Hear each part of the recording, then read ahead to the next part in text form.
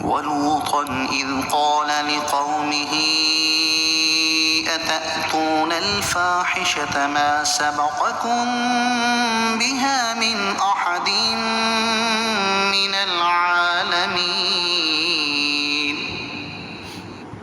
اور ہم نے لوط کو بھیجا جب اس نے اپنی قوم سے کہا، کیا تم وہ بے حیائی کرتے ہو جو تم سے پہلے جہان میں کسی نے نہیں کی؟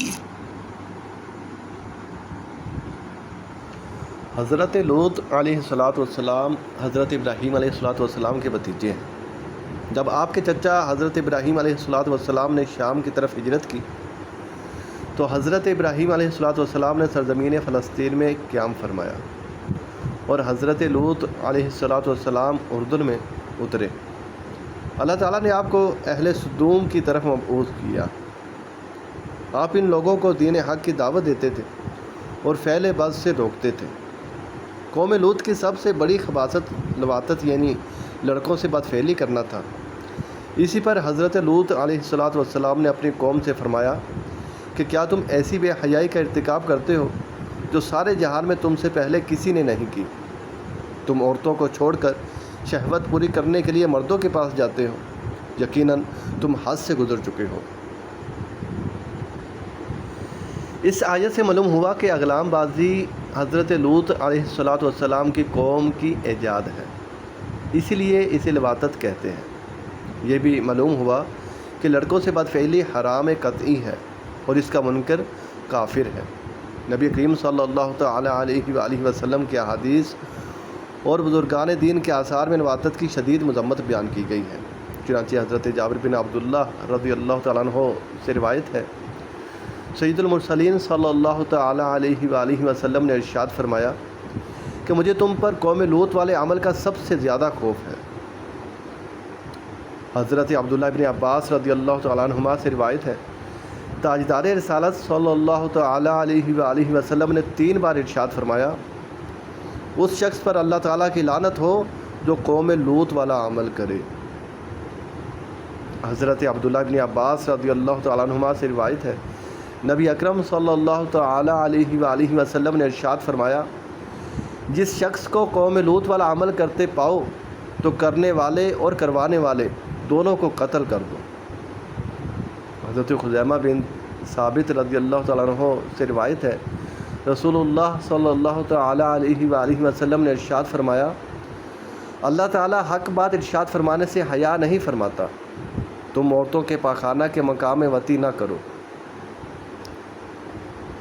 حضرت ابو ہریرہ رضی اللہ تعالیٰ عنہ سے روایت ہے، رسول اکرم صلی اللہ تعالی علیہ وآلہ وسلم نے ارشاد فرمایا،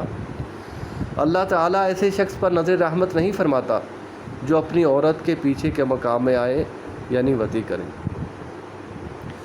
حضرت ابو سعید سعلوقی رحمۃ اللہ تعالیٰ علیہ فرماتے ہیں، عن قریب اس امت میں ایسی جماعت پیدا ہوگی جن کو لوطی کہا جائے گا، اور ان کی 3 قسمیں ہیں، ایک وہ جو محض دیکھتے ہیں، دوسرے وہ جو ہاتھ ملاتے ہیں، اور تیسرے وہ جو اس خبیث عمل کا ارتکاب کرتے ہیں۔ امیر المومنین حضرت علی المرتضی کرم اللہ تعالی وجہہ الکریم ارشاد فرماتے ہیں، جو شخص خود کو لواطت کے لیے پیش کرے، اللہ تعالیٰ اسے عورتوں کی شہوت میں مبتلا کر دے گا اور اسے قیامت کے دن تک قبر میں مردود شیطان کی صورت میں رکھے گا۔ حضرت عبداللہ بن عباس رضی اللہ تعالیٰ عنہما فرماتے ہیں کہ بدفعلی کا مرتکب اگر توبہ کیے بغیر مر جائے تو قبر میں خنزیر کی شکل میں بدل دیا جاتا ہے۔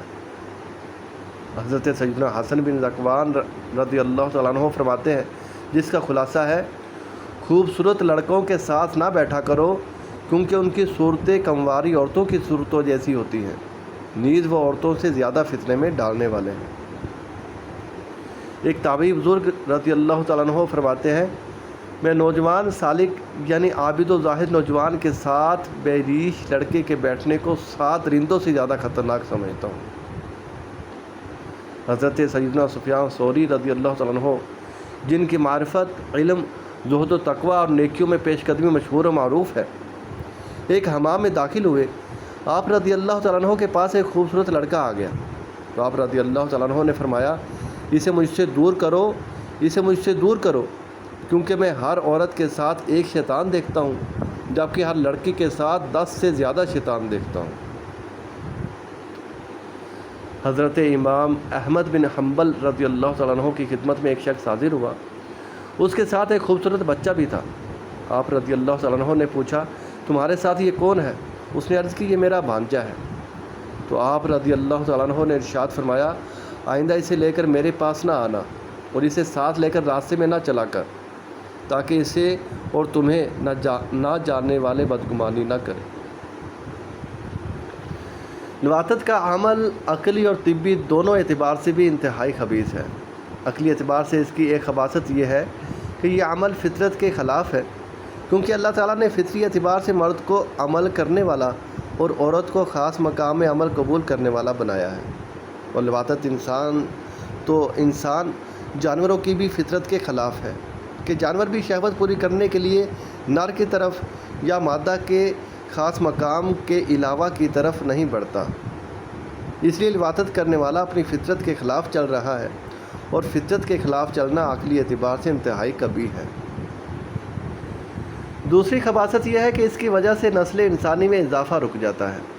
کیونکہ اللہ تعالیٰ نے نسل انسانی میں اضافے کا یہ طریقہ مقرر فرمایا ہے کہ مرد اور عورت دونوں میں شہوت رکھی، اور اس شہوت کی تسکین کے لیے جائز عورت کو ذریعہ بنایا۔ جب یہ اپنی شہوت پوری کرتے ہیں تو اس کے نتیجے میں عورت حاملہ ہو جاتی، اور کچھ عرصے بعد اس کے ہاں ایک انسان کی پیدائش ہوتی ہے، اور اس طرح انسانوں کی تعداد میں اضافہ ہوتا رہتا ہے۔ اب اگر شہوت کو اس کے اصل ذریعے کی بجائے کسی اور ذریعے سے تسکین دی جائے تو اس کا نتیجہ یہ ہوگا کہ نسل انسانی میں اضافہ رک جائے گا، اور اس صورت میں انتہائی سنگین مسائل کا سامنا کرنا پڑے گا۔ جیسے وہ ممالک جن میں لواطت کے عمل کو رواج دیا گیا ہے، آج ان کا حال یہ ہو چکا ہے کہ وہ دوسرے ممالک کے لوگوں کو اپنے ہاں بلوا کر اور انہیں آسائشیں دے کر اپنے ملک کے لوگوں کی تعداد بڑھانے پر مجبور ہے۔ تیسری خباثت یہ ہے کہ اس عمل کی وجہ سے انسانیت ختم ہو جاتی ہے، کیونکہ مرد کا عورت سے اپنی شہوت کو پورا کرنا جانوروں کے شہوانی عمل سے مشابہت رکھتا ہے، لیکن مرد و عورت کے اس عمل کو صرف اس لیے اچھا قرار دیا گیا ہے کہ وہ اولاد کے حصول کا سبب ہے۔ اور جب کسی ایسے طریقے سے شہوت کو پورا کیا جائے جس میں اولاد حاصل ہونا ممکن نہ ہو تو یہ انسانیت نہ رہی بلکہ نری حیوانیت بن گئی، اور کسی کا مرتبہ انسانی سے گر کر حیوانوں میں شامل ہونا عقلی اعتبار سے انتہائی قبیح ہے۔ چوتھی خباثت یہ ہے کہ لواطت کا عمل ذلت اور رسوائی اور آپس میں عداوت اور نفرت پیدا ہونے کا ایک سبب ہے، جبکہ شوہر کا اپنی بیوی کے ساتھ جمع کرنا عزت کا ذریعہ اور ان میں الفت و محبت بڑھنے کا سبب ہے، جیسا کہ اللہ تعالیٰ ارشاد فرماتا ہے، ترجمہ کنز العرفان، اور اس کی نشانیوں سے ہے کہ اس نے تمہارے لیے تمہاری ہی جنس سے جوڑے بنائے تاکہ تم ان کی طرف آرام پاؤ، اور تمہارے درمیان محبت اور رحمت رکھی۔ اور عقل سلیم رکھنے والے کے نزدیک وہ عمل ضرور خبیث ہے جو ذلت و رسوائی اور نفرت و عداوت پیدا ہونے کا سبب بنے۔ طبی طور پر اس کی خباثت کے لیے یہی کافی ہے کہ انسان کی قوت مدافعت ختم کر کے اسے انتہائی کرب کی زندگی گزارنے پر مجبور کر دینے والا اور ابھی تک لا علاج مرض پھیلنے کا بہت بڑا سبب لواطت ہے، اور جن ممالک میں لواطت کو قانونی شکل دے کر عام کرنے کی کوشش کی گئی ہے ان میں دیگر ممالک کے مقابلے میں ایڈز کا مرض میں مبتلا افراد کی تعداد بھی زیادہ ہے۔ اور اس کی دوسری طبی خباثت یہ ہے کہ اللہ تعالیٰ نے عورت کے رحم میں منی کو جذب کرنے کی زبردست قوت رکھی ہے، اور جب مرد اپنی بیوی کے ساتھ جمع کرتا ہے تو اس کے جسم کا جو حصہ عورت کے جسم میں جاتا ہے تو رحم اس سے منی کے تمام قطرات جذب کر لیتا ہے، جبکہ عورت اور مرد کے پچھلے مقام میں منی جذب کرنے کی صلاحیت نہیں رکھی گئی۔ اور جب مرد لواطت کا عمل کرتا ہے تو اس کے بعد لواطت کے عمل کے لیے استعمال کیے گئے جسم کے حصے میں منی کے کچھ قطرات رہ جاتے ہیں، اور بعض اوقات ان میں تعفن پیدا ہو جاتا ہے، اور جسم کے اس حصے میں سوزاک وغیرہ مہلک قسم کے امراض پیدا ہو جاتے ہیں، اور اس شخص کا جینا دشوار ہو جاتا ہے۔ حضرت لوط علیہ السلام کی قوم کا تفصیلی واقعہ سورہ ہجر آیت 51 تا 77 میں مذکور ہے۔